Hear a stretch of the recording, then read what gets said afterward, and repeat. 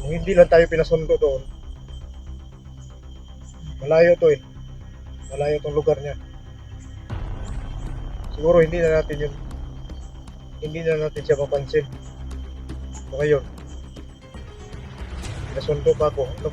Ano bang nasa isip niya?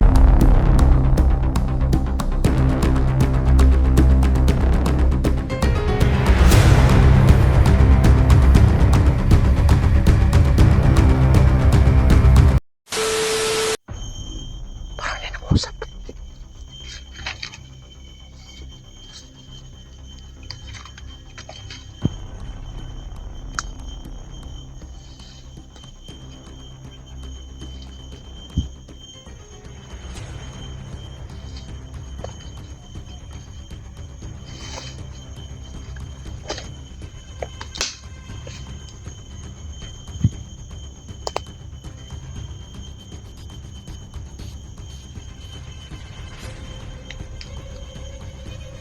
Ang klase ng pinapuguharan ni Kumandir Ilaga. Super tahimik na lugar. Malapit lang sa bayan mga idol.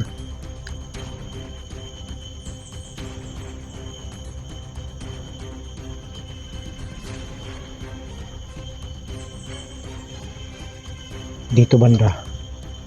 Nakita na natin dyan. So hindi na tayo mawala dyan.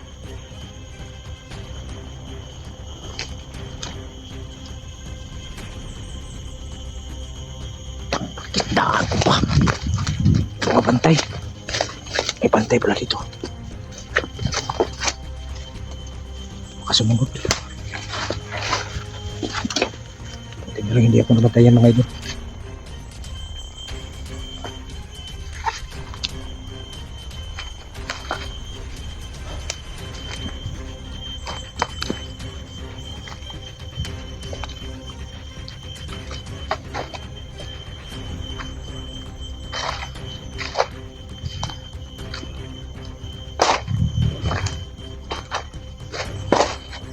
Kailangan malipot natin lugar.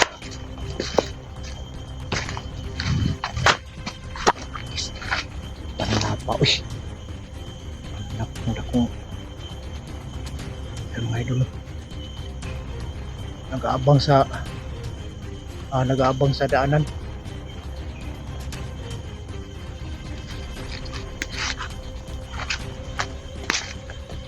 Dito tayo sa kabila.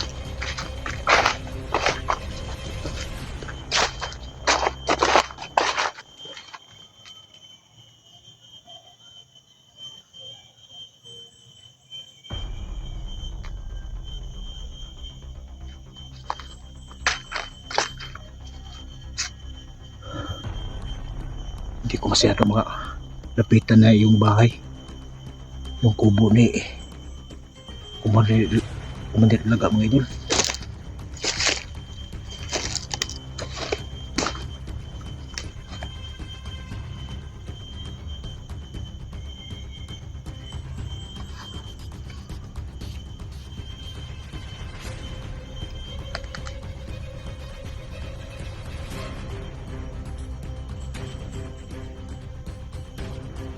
Kung ano mangyari, mag-usap na kami ni Kumandir Ilaga.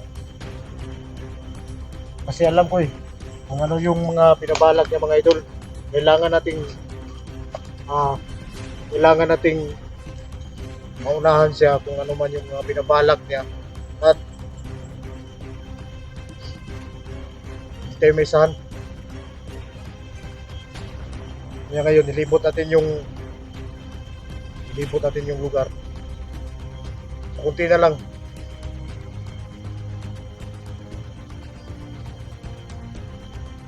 Malibot ko na ito lahat. At malaman na natin kung saan yung mga bantay niya. At para kahit pa paano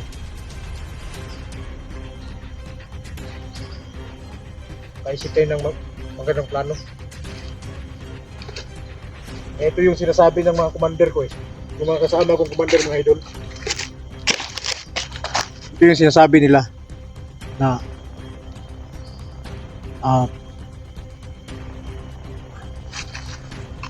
ingat lang kasi ang mga bantay ni Commander Ilaga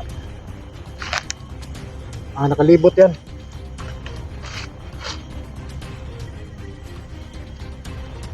Sa may mga daanan nandyan yung mga bantay niya. So tiningnan ko yung banda may dalawa. Kanina yung nasundan kong dalawa patungo dyan sa kampo nila. Yung apat naman galing sa baba dito paakyat.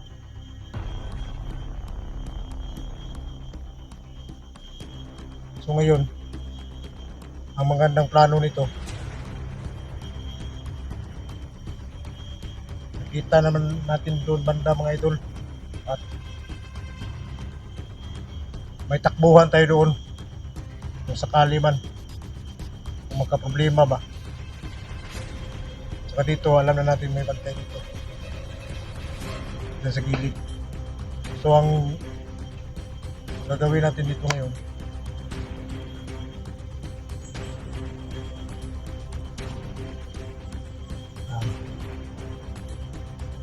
magmasid pa rin, masid pa rin kasi nandito na tayo. At ako na mismo ang harap sa kanya, hindi na kailangan.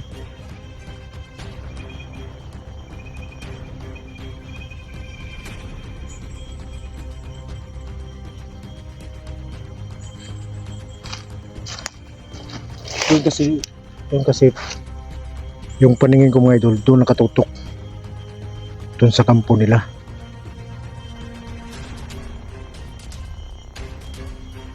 Kahit sinabi yung tao, yung nasa baba, yung tao nasa baba na tinanong natin ba kung saan banda yung matagpuan si Commander Ilaga, so sabi niya dito. At saka si Commander Ilaga parang may nilakad kasi dumaan daw doon. Makabuylo tayo paniid dito mga idol.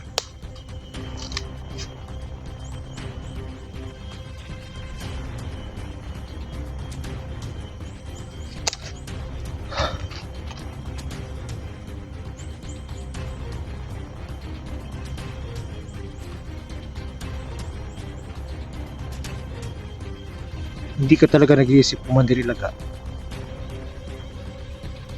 Ako pa yung pinasundo mo.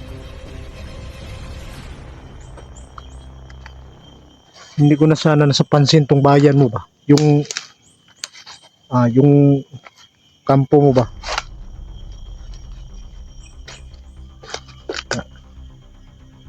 Yan tuloy nangyari sa iyo. Hindi kita talaga titigilan kapag hindi ko malaman yung ano mo, yung mga binabalak mo. Kaya nag-interest ako mga idol kasi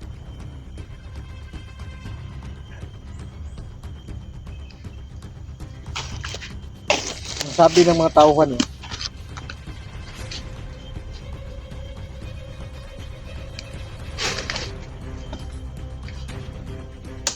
sabi ng tauhan ni Commander Ilaga, yung motor na sinasakyan nila nung nabangan ako doon sa may daanan, ano daw, ninakaw daw nila, tapos dinali pa nila yung may-ari. Wala naman talaga akong plano ni Commander Ilaga mga idol, pero sa ganitong ginagawa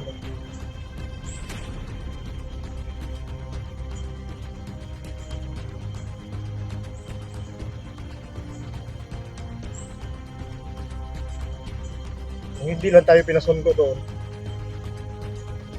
malayo to malayo tong lugar niya,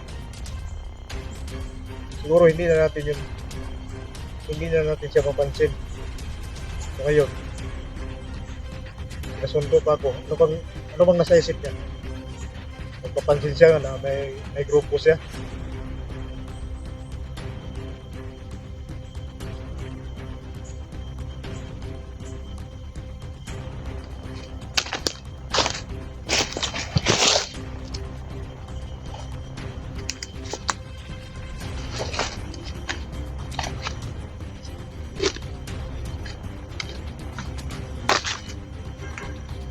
Parang bumaba naman siguro yung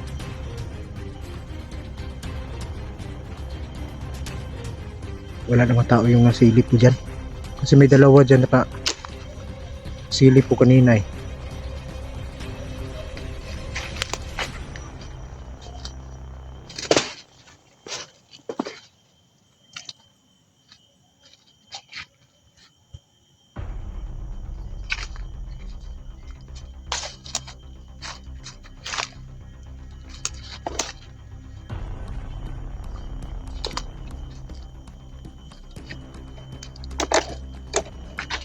Ngayon siguro mga idol.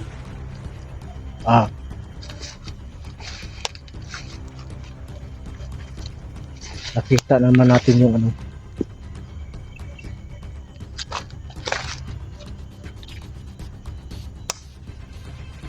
Nakita na natin yung kampo. Nakita na natin yung kampo mga idol.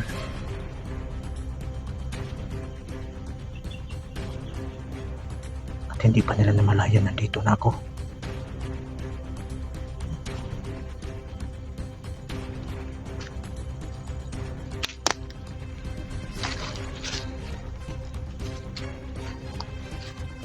Doon banda may daanan din yun.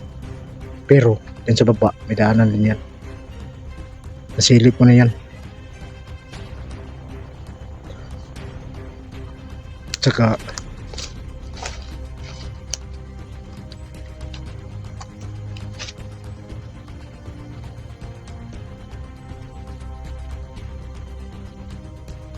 sa ngayon siguro mga idol,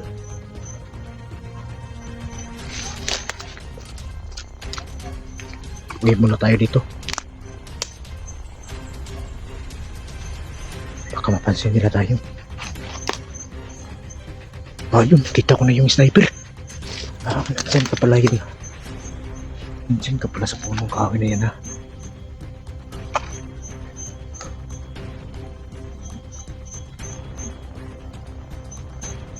Nag-aabang siya sa baba. Tinignan niya.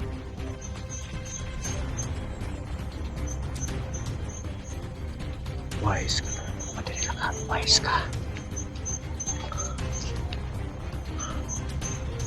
Kasi doon yung daanan mga idol sa baba. Saka pag pumunta rito may mga nag-aabang na.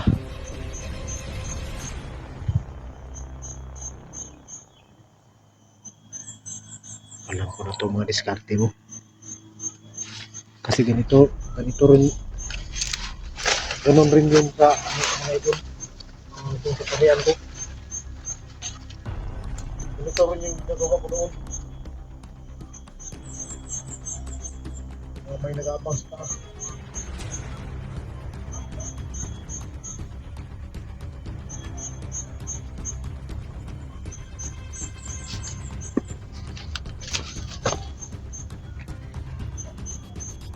Yung sniper.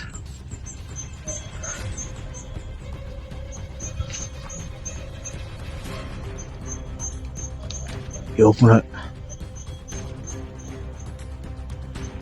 Bukas mo na to. Dito po tayo mga idol.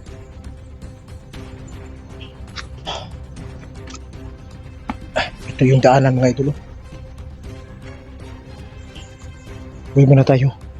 Tapos nakita na natin yung ano. Area.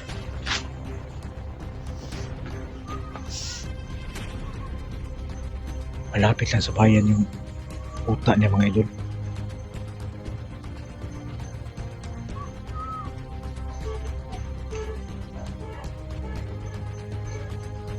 Buti na lang kung na nakauna dito. Mag-iingat lang tayo pagbaba mga idol kasi ang tarik ng daanan no. Pero iba lang yung daanan dito mga idol kasi ayan o. Pinagawa talaga siguro niya hanggang doon sa taas. Siya nga pala mga idol, hanggang dito na muna lang yung video natin. Tsaka hanggang dito na lang yung muna yung video natin mga idol. Maraming salamat sa inyo. Pagsama sa akin dito. Safety naman tayo. Yung,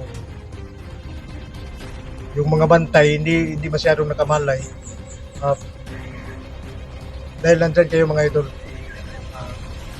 Maraming salamat. At naging ano tayo yung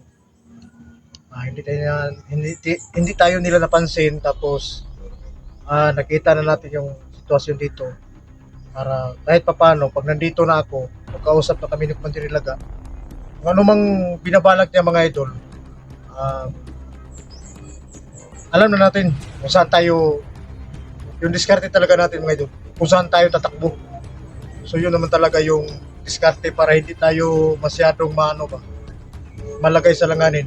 So hanggang dito na lang yung muna yung video natin mga idol. So maraming salamat sa inyo lahat.